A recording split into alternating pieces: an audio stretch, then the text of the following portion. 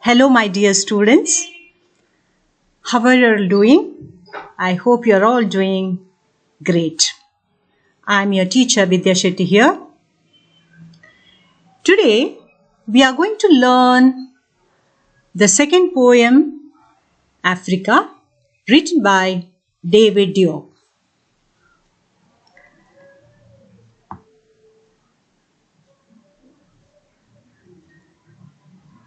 Africa, as you all know that, it was one of the colonial nations under the Europeans. And in this poem, we are going to learn about how Africa and the Africans people, how did they suffer under this colonialist. Before understanding the poem, let's know the poet David Diop and his achievement. David Mandussi Diop is a revolutionary African poet born in Africa but with his parents of West African descent. His poems highlighted problems of Africa brought about by colonialism and gave a message to Africans to bring about change and freedom. He was known for his involvement in the Nattitude movement in France, a movement started by black writers and artists protesting against French colonialism and its effects of African culture and values. His views and feelings were published in Presence Africaine and in his book of poems Corpse de Pilon, which was published in 1956. Diop died at the very young age of 33 in a plane crash.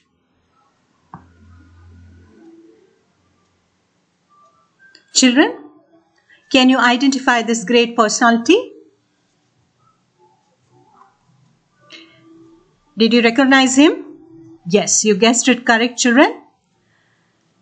He is none other than the greatest personality, Abraham Lincoln, President of America. And as you all know that, he abolished slavery. So his words goes like this: I was President of the United States. I abolished slavery and changed the world forever. A united, divided country, I was a starter. So, here Abraham Lincoln, we have to appreciate his efforts in this regard. That was one of the black spots what we do see in the world history. Children, can you recognize this great personality? Yes, that is Nelson Mandela. He says, when a man is denied the right to live, what we do call it as a human right, the life he believes in, he has no choice but to become an outlaw. So as we all know that, Nelson Mandela, President of South Africa, he was South African anti-apartheid, and because of his efforts, we could see the slavery was abolished in Africa. And I hope you must having that awareness that he was there in imprisonment or in jail for 27 years. So both these great personality, we have to appreciate their efforts to make the people to free from the slavery and the racial discrimination. Let me read the poem for you all. Africa, written by the poet David Diop. Africa, my Africa, Africa, my proud warriors in ancestral savannas, Africa of whom my grandmother sings on the banks of the distant river. I have never known you, but your blood flows in my veins. your beautiful black blood that irrigates the fields, the blood of your sweat, the sweat of your work, the work of your slavery, the slavery of your children. Africa, tell me, Africa, is this you? This back that is bent? This back that breaks under the weight of humiliation? This back trembling with red scars and saying yes to the whip under the midday sun? But a grave voice answers me, impetuous, son, the tree, young and strong, the tree there, in splendid loneliness, amidst white and faded flowers, that is Africa, your Africa, that grows again patiently, obstinately, and its fruits gradually acquire the bitter taste of liberty.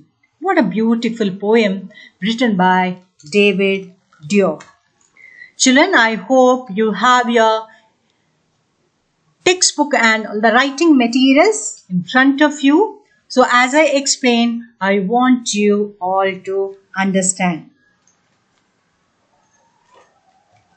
So this is the poem, is a reminiscence. What do you mean by reminiscence? An act of remembering long past experiences, often fondly, of Africa. So he's talking about Africa, remembering his land, motherland, a land about which the poet heard from his grandmother's song. Actually, he did not stay over there. He did not know much about Africa, but he did come to know about that from his grandmother's song. He paints a vivid, a clear picture of the history of European colonialism. And what do you mean by colonialism, children? I hope you have this knowledge. When we talk about India, India was also one of the colonial nations. European history, when we talk about many of the Europeans, they entered India, they had their settlement in India, and they had the trading relationship. So settlement and the trading relationship is called as colonialism. Here Africa also, what we do see that, what we have seen in the history, that it was also a colonial nation. The colonialist or the imperial nation, they had their control over there, all these European nations. So they also suffered under this colonialist. So the poet is talking about the colonialism in Africa and the strength of African people. How we can see the strength? Yes, at the end, they achieved freedom to their nation. Let's go to the starting lines. There is no stanza like, but just as I explain, I want you to understand.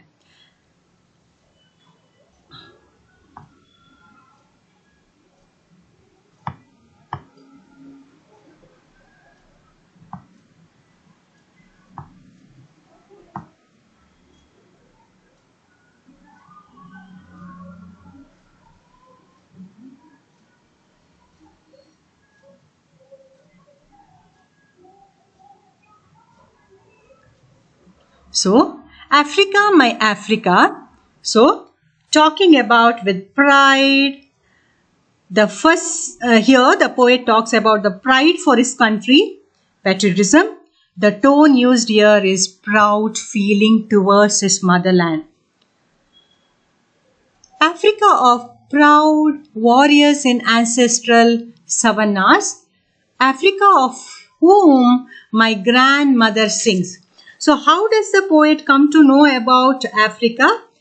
Though he was not, he's away from Africa, he is able to describe Africa from his grandmother songs. She always used to sing songs about the great warriors of Africa,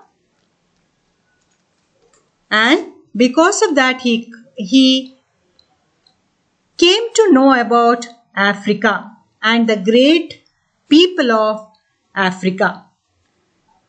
On the banks of the distant Africa are proud warriors in ancestral savannas.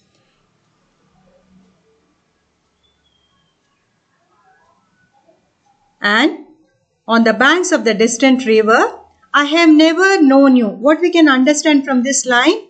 These lines expresses the feeling that the poet did not know much about Africa, but as we know that poet's parents born there and his grandparents were there in Africa, so he came to know about through his descent, or we can say that from his grandmother and from his parent, his motherland. But your blood flows in my vein. But your blood, so Africa proud warriors in ancestral savannas. And I have never known you. Children, I want you to underline this line for reference to context. But your blood flows in my veins. What we can understand from that? That he says that I do have strong, proud feelings towards you. And there is adjective there, but your blood flows because it is my ancestral home. It is my ancestral land. The feeling that he had the strong feelings towards his motherland. Your beautiful black blood that irrigates the field. Here the figure of speech is personification. Your beautiful black blood. What we can understand from that line, children? Black blood that flows in the Africa, which symbolizes hard work, sweat and slavery. Hard work, what do you mean by that? Beautiful black blood, which symbolizes hard work, sweat and slavery. When we talk about this colonialist, as I told you earlier, India was also one of the colonial nations. If you compare that, you can understand it very well. Africa also ruled by this colonialist, and they had the power also, their imperial rule. The power or the control over the settlement or the trading centers, that what we do call it as a imperialism. So, gradually what they did, they were trading from Africa all the precious things like gold, diamonds and all. And moreover, what was the thing that was happening? There is no dignity on human beings. They were having the slave trade. I hope you must have been heard about this slave trade. So slavery, what they were doing, the French people and all these Britishers and all, what they were doing, they were trading for some of the Africans. In the sense, they were selling these people to Americans, slave trade, and all these slaves, they were working there in the fields, the plantation fields, and as you all know that what and all the sufferings they had there. Yes, white, black minority, white majority there. Yes, racial discrimination, what we could see there. Yes, at the same time, here inside their land, what we have suffered, being India, the colonial under the Britishers and other European nations. Isn't it the same problem what we could see in Africa? They have to do the hard work and sweat and slavery, everything was happening, and the profit or this white people, especially the France or the French people, they had their longest rule they had in Africa. So what we could see that they suffered under this whites for many years together. So the poet says that your beautiful black blood that irrigates the field. They were doing the hard work. Irrigates the field, that they were doing the hard work, and the blood of your sweat. It is the blood and the sweat that irrigates the field. As you all know that agriculture, working hard, sweat, all those things. So it is because of the Africans' blood and the sweat they were working. And these white people, they were getting the profit out of it. The sweat of your work. Your work here referring to the African people. The African people. The work of your slavery. Slave trade, as I told you. The work of your slavery. And moreover, the slave, They were not giving the proper wages, and there was no hours of work. Particularly, they have to go on working, and lot of humiliation, sufferings, all those things. So they had no dignity of labor. There is no dignity, or they did not have any right to live. The right, what we do call it as the human right. So the slavery of your children, the slavery of your children, Africans, your children. Underline that line for the reference to context. Your children referring to Africans. Africa, tell me Africa. So, who is the speaker of this poem? Children, who is the speaker of this poem? That is the poet David Diop. So, he's asking the question to Africa, his motherland. You tell me, so much of suffering, so much of humiliation on your part and your people. You have to do something for that.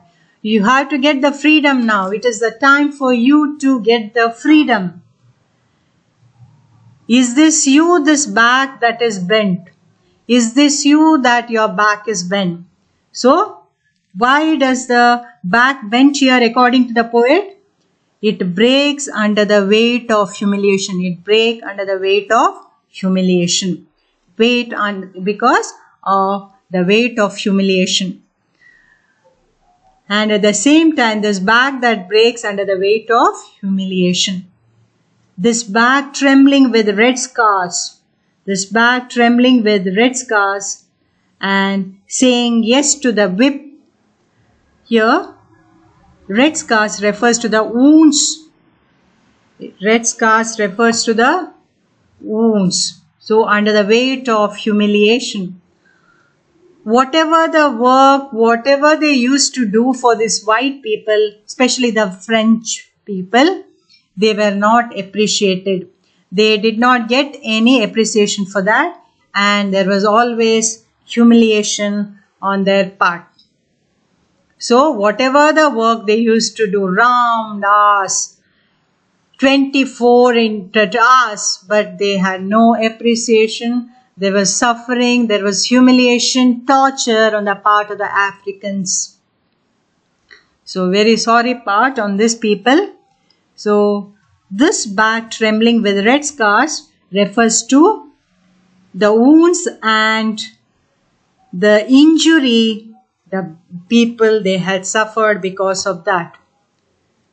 They used to do a lot of work, but there was no dignity on their part. And saying yes to the whip under the midday sun.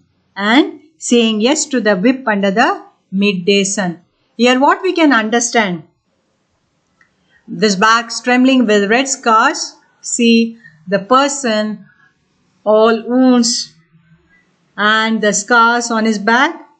And the injury, it's physically and mentally what we could see, the injury on their part. Yes, and the same time, they used to say yes. They used to say yes to the whip under the midday sun. Here, this line talks about the humiliation suffered by the African and at the same time, the whip. Here, red scars are caused by the whipping of the blacks by the white in scorching heat of the midday sun. So in the midday also they used to, with the fear, they used to work for this white people. They used to work for this white people. They used to work for this people, the colonialist, and they have to abide whatever the order they used to give. And in splendid loneliness. So what we can understand here? Here, so the poet makes the people to understand and to wake up that the time has come. The time has come. They have to get freedom for their nation. They have to get the freedom for their nation. So today I'm going to stop here. In the next class we are going to understand the next lines what manner in which they had suffered, and at the same time at the end they did get the freedom to their nation. So what we have studied today, it is a beautiful poem written by Africa, David Diop. Yes, and at the same time here, what is the mood of the poet here? The mood of the poet is proud feeling, pride for the country. That is the patriotism. Africa, my Africa, Africa of my proud warriors in ancestral savannah. So, what is the mood of the poem here? The pride for the country. The pride for the country, patriotism. I have never known you, but your blood flows in me. So, he is regretting, I am explaining once again, regretting for not stayed there, but proud to be an African. But not stayed there, but he had that strong feelings towards his ancestral land. Is this you that back is bent? So what is the mood of the poet here? He is very angry, he is very sad and desperate at the humiliation and the torture the Africans suffered. Children, I hope for 1 second just close your eyes and just try to understand. If we don't have freedom in our life, what the hell or the life that what we are going to live, isn't it? So the freedom is one of the very, very important, the most aspiring thing in our life. I hope, children, I hope you do agree with me? Yes. So whatever this colonialist, just they had the trading connection, they had the settlement here. They were not the native people, foreigners. They did come here and they had their command order on these people. And this native people, they have to work or they have to dance according to their tunes. I hope you can got it. So the poet is very angry there in this line, but a grave voice. That we will see in the next classes, the line. So what we can understand here. So here the poet, it's a reminiscence or the fond memories that he is talking about his ancestral land. And how did he come to know about this, the great warriors, and about Africa? It is from his grandmother's song. It is from his grandmother's song. Children, I want you to read once again the poem and try to understand this. Thank you, children. Have a great day.